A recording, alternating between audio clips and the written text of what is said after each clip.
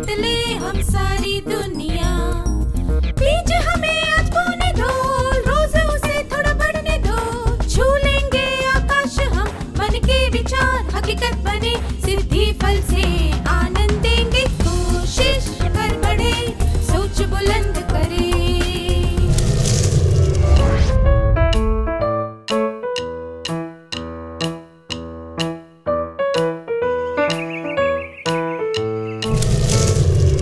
नमस्ते छात्रों, आप सबको देखकर खुशी हुई। आइए आज के सत्र की शुरुआत एक पहेली से करते हैं। नदी के किनारे एक आदमी था। उसके पास एक छोटी नाव, एक बाघ, एक बकरी और घास की गठरी थी। उसे नदी पार करनी थी। वह नाव बहुत छोटी थी। उसमें नाविक के अलावा केवल एक प्राणी या केवल एक चीज और आ सकती थी। अगर वह बाघ को पहले ले जाता तो बकरी घास खा जाती। अगर वह घास को पहले ले जाता तो बाघ बकरी को खा जाता। अगर उसे सारी चीजें सही सलामत रखते हुए नदी पार करनी है तो उसे क्या करना चाहिए?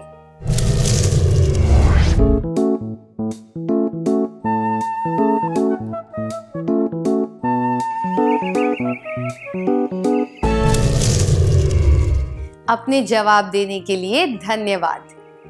पहले उसे बकरी को उस पार ले जाकर वहां छोड़ देना चाहिए ताकि घास बाघ के पास सुरक्षित रहे। फिर उसे घास को उस पार ले जाकर वहां छोड़ देना चाहिए, पर बकरी को अपने साथ वापस ले जाना चाहिए। तीसरे चक्कर में उसे बाघ को साथ ले जाना चाहिए और बकरी को वहां छोड़ देना चाहिए। बाघ को दूसरी तरफ छोड़ने के बाद उसे वापस बकरी को लेने जाना चाहिए। इस तरह वह तीनों चीजों को सही सलामत रख सकता है। आपने यह पहेली कैसे हल की? आपने इसे हल कर लिया क्योंकि आपने बकरी को घास के साथ और बाघ को बकरी के साथ छोड़ने के परिणामों के बारे में सोचा। आपने इस समस्या के कई पहलू देखे और फिर इसका हल निकाला। जब हम किसी चीज के कई पहलू देखते हैं तब हम विश्लेषण करते हैं। विश्लेषण करने के लिए किसी समस्या के कई पहलू देखने पड़ते हैं। मैं दोहराती हूं, विश्लेषण करने के लिए किसी समस्या के कई पहलू देखने पड़ते हैं। आप सब ने कभी ना कभी कोई पहेली हल की होगी या किसी को पहेली हल करने के लिए दी होगी, तो हम कह सकते हैं कि आपको समस्या का विश्लेषण करने का थोड़ा बहुत अनुभव है। आइए एक पहेली के द्वारा आपकी विश्लेषण करने की योग्यता को काम में लेते हैं। तुम ना बुलाओ मैं आ जाऊंगी, झट से घर में घुस जाऊंगी, ना भाड़ा ना किराया दूंगी, घर के हर कमरे में रहूंगी। पकड़ना मुझको तुम पाओगे, मेरे बिन ना रह पाओगे। बताओ मैं कौन हूं?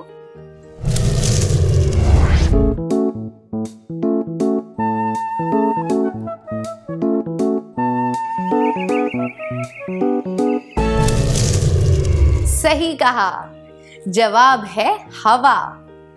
आपने उत्तर कैसे ढूंढा? पहली बार पढ़ने पर हमें यह कठिन लगा होगा क्योंकि हम किसी व्यक्ति के बारे में सोच रहे थे, पर जब हमने वाक्यों को अलग अलग करके उनके अर्थ पर ध्यान दिया तो हमें यह सूझा कि यह कोई व्यक्ति नहीं हो सकता। आखिरी वाक्य पढ़कर यह समझ आने लगा कि यह ऐसी चीज है जो जिंदा रहने के लिए आवश्यक है। हम उत्तर ढूंढने के लिए विश्लेषण कर रहे थे। जो विद्यार्थी सही जवाब नहीं बता पाए, वे भी अलग अलग तरह से सोचकर विश्लेषण कर रहे थे। अब एक और पहेली। अगर नाक पर चढ़ जाऊं, कान पकड़कर तुम्हें पढ़ाऊं, बताओ मैं कौन हूं? क्या आप इसका उत्तर बता सकते हैं?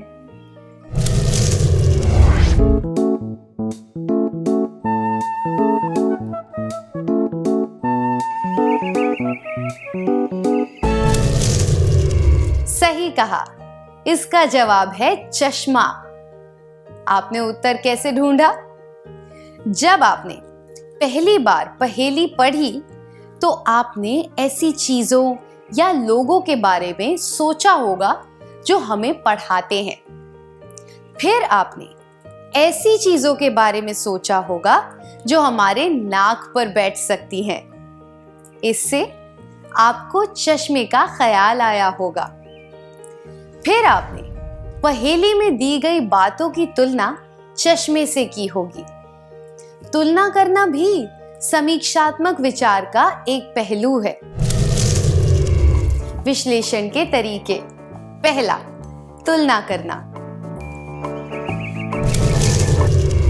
क्या आप कुछ पहेलियों के बारे में सोचकर एक दूसरे से पहेलियां पूछ सकते हैं?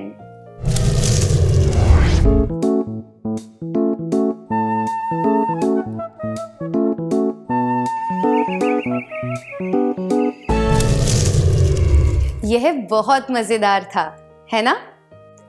आपको स्क्रीन के बाईं तरफ और दाईं तरफ कुछ चित्र दिखाई देंगे। आपको उनके सही जोड़े बनाने हैं, ठीक है?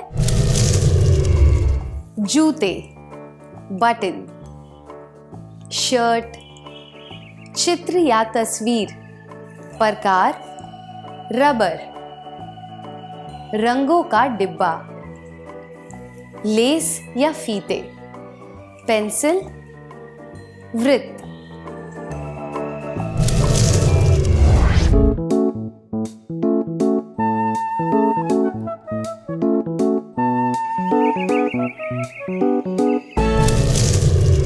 क्या हम उत्तर देखें?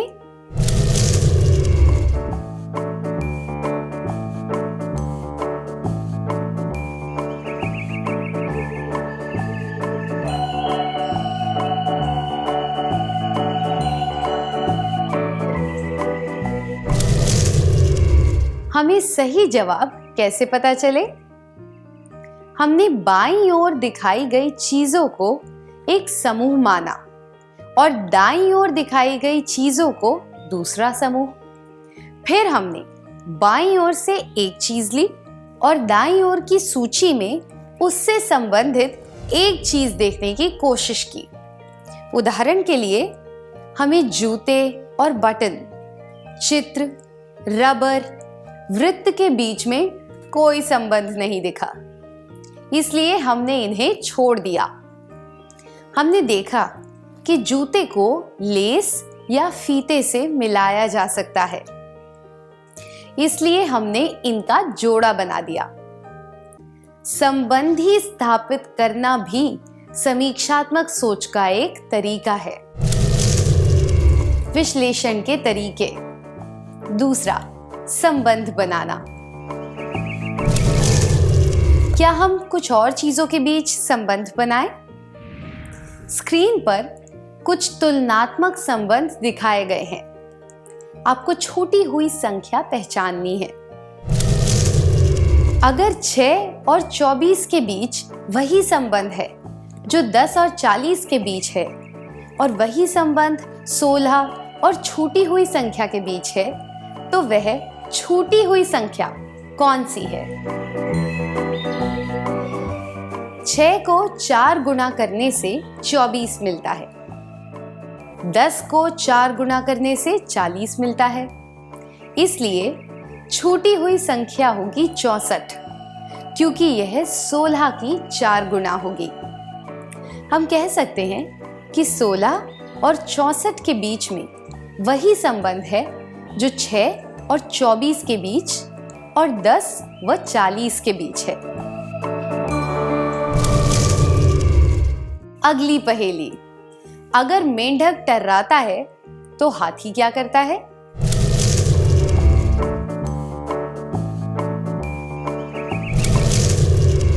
मेंढक की आवाज को टर्राना कहते हैं, हाथी की आवाज को चिंघाड़ना कहते हैं। अब एक और पहेली, जिस तरह वृत्त और गोले के बीच में एक संबंध है, उसी तरह वर्ग का संबंध किस चीज के साथ है?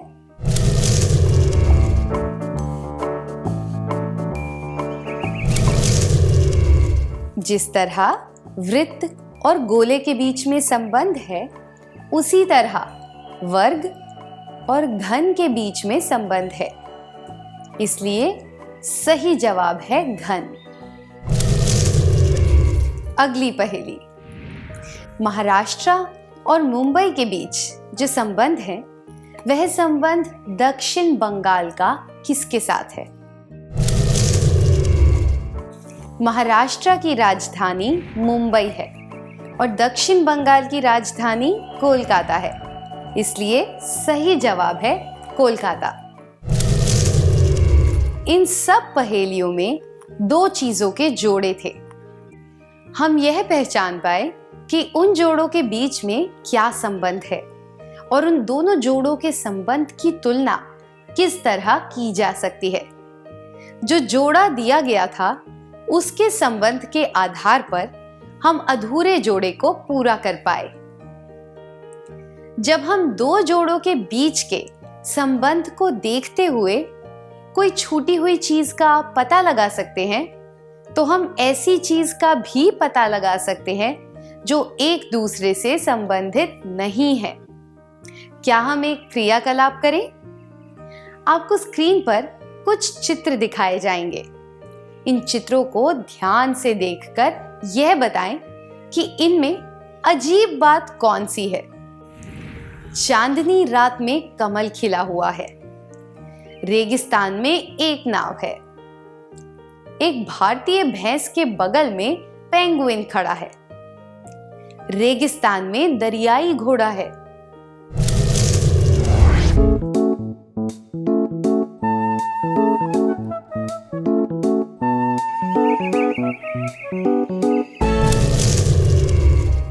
बहुत बढ़िया।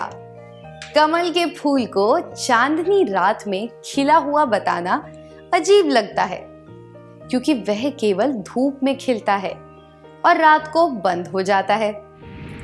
नाव चलाने के लिए पानी होना चाहिए, इसलिए रेगिस्तान में नाव देखकर अजीब लगता है। पेंगुइन एंटार्क्टिका जैसी ठंडी जगहों पर पाए जाते हैं, इसलिए उन्हें भारत जैसी गर्म जगहों पर दिखना अजीब है। दरियाई घोड़ा पानी में रहता है, उसे रेगिस्तान में देखकर अजीब लगता है। विश्लेषण के तरीके। तीसरा, विचित्र या अजीब बातों को पहचानना। अब एक और पहेली हल करेंगे। एक दिन कमला ने देखा कि उसके पड़ोसी गायत्री और गरिमा दरवाजे के सामने खड़े होकर एक दूसरे के साथ झगड़ रहे थे। जब वह उनके पास गई, तब उन्होंने उसे अपनी समस्या बताई और झगड़ा निपटाने के लिए कहा। उनकी बात सुनने के बाद कमला ने उस मामले में अपनी राय देने से मना कर दिया। जब उसकी बेटी राखी ने पूछा कि वहां क्या हुआ था, तब कमला ने बताया कि वे मुर्गे के अंडों के बारे में झगड़ रहे थे। वे इस बात पर बहस कर रहे थे कि अगर गायत्री का मुर्गा गरिमा के घर जाकर अंडे दे, तो वे अंडे किसे मिलने चाहिए। क्या आप इस समस्या का हल ढूंढ सकते हैं? अगर गायत्री का मुर्गा गरिमा के घर जाकर अंडे दे, तो वे अंडे किसे मिलने चाहिए?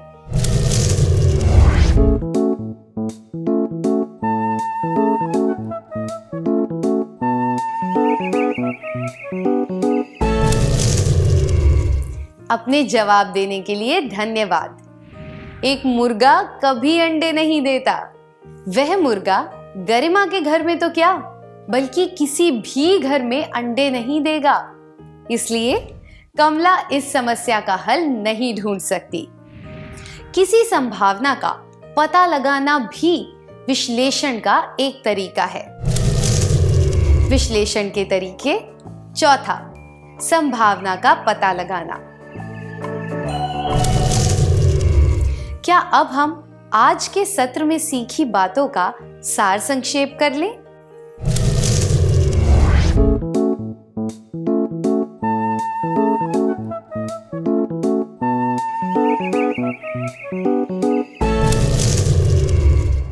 विश्लेषण करने के लिए किसी समस्या के कई पहलू देखने पड़ते हैं। विश्लेषण के तरीके। पहला, तुलना करना। दूसरा, संबंध बनाना। तीसरा, विचित्र या अजीब बातों को पहचानना। चौथा, संभावना का पता लगाना।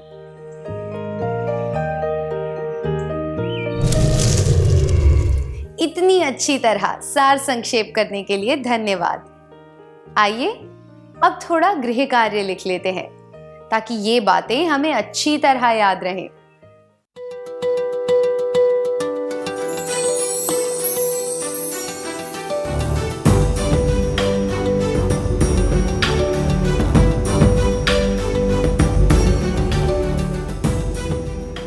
प्रश्न 1, छूटी हुई संख्याओं को पहचाने।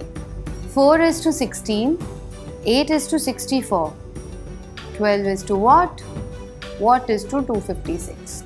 उत्तर पहला 118, 16। दूसरा 144, 16। तीसरा 112, 16।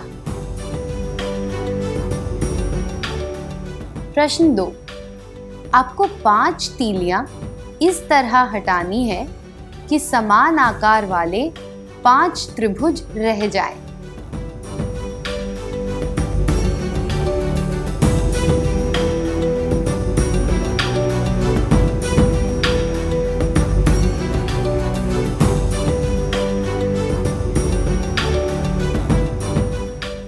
क्या आप अगले सत्र में आने से पहले यह कार्य पूरा करके लाएंगे? हम फिर मिलेंगे।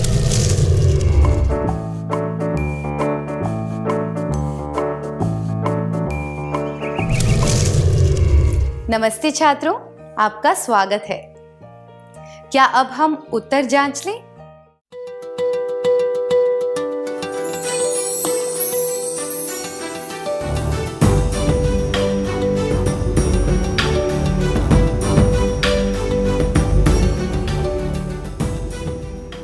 प्रश्न 1, छूटी हुई संख्याओं को पहचाने।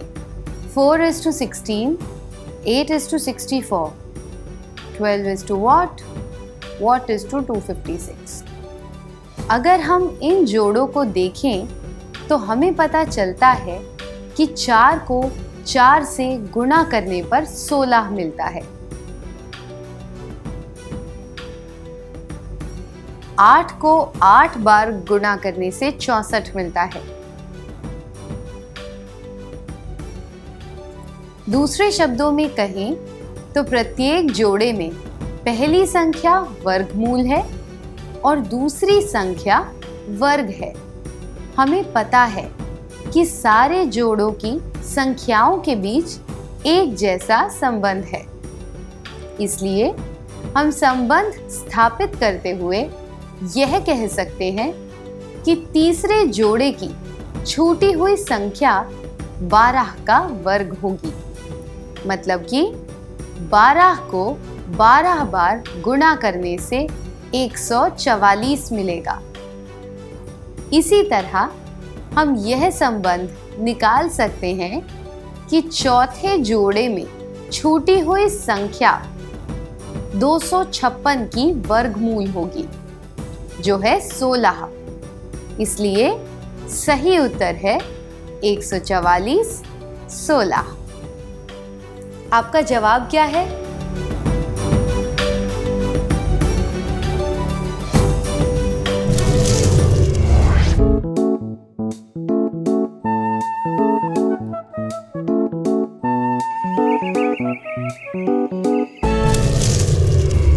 प्रश्न 2। आपको 5 तीलियां इस तरह हटानी है कि समान आकार वाले 5 त्रिभुज रह जाएं। सही उत्तर है, आपका जवाब क्या है?